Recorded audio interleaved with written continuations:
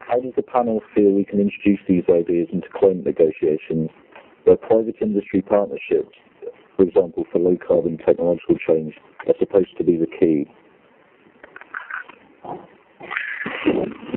You're asking me first then? Yeah. Well, just in case I don't get another chance to say, let me say that some of these conversations, because obviously there's massive questions and I suspect some quite tricky ones that we haven't got to. So there's an intention really to pick up and engage with those, and I would encourage participants to go to the website that's created around Prosperity Without Growth, and to a blog which I have been talked into writing for that, which will pick up occasional issues around how this plays out, how this question of prosperity without growth plays out in the political arena, and I'm sure it will pick up some of the difficult questions that inevitably you have in your mind. So this is the beginning of a conversation rather than an end.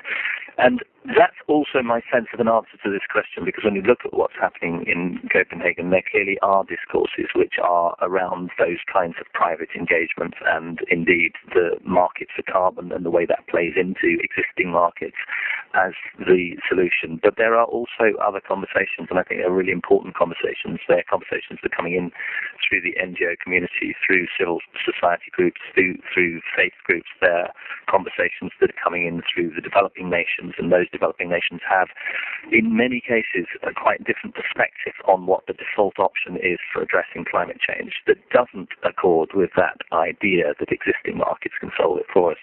So I think what's playing out through Copenhagen is a really important discussion, and it seems to me inevitable that these dimensions, the dimensions of the existing system and the growth-based economy and what we're measuring within that economy, are a part of that conversation. They're already a part of that conversation. I think that can only become more important as the negotiations go on.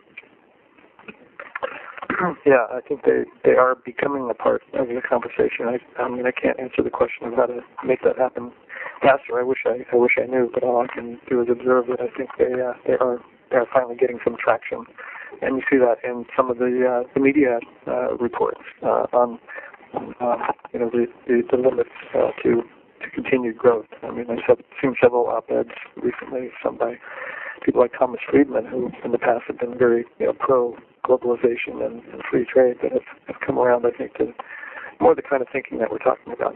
It's also encouraging that things like the recent report of the Sarkozy Commission on Alternatives to GDP that had a couple of well-known Nobel Prize winners, Amartya Sen and Joe Stiglitz, chairing it. That said many of the same things that we've been saying about the limits of GDP and the need for new measures. They didn't come to any conclusions, but I think having that level of discussion will certainly make its way into the climate negotiations. And finally, I'd like to just say it was quite a pleasant surprise to hear that Eleanor Ostrom was a recent Nobel Prize winner in economics for her work on common property resources and things that are really outside the mainstream of economic growth fetishism, if you will. And I think it has a lot to say in developing the new institutions that we'll need to create this new sustainable and desirable future. Well, I'll just close off by saying that I think that the dialogue is changing, as both Tim and Bob have suggested. It wasn't that long ago when some commentators, and I'm thinking of the Stern report in 2006, were at pains to say we can and should spend the considerable sums on dealing with climate change, and don't worry, folks, growth can continue pretty much as before. He was quoted not that long ago of questioning growth and saying that we can't, the rich countries in particular, can't rely on growth and should move away from that in the fairly near future.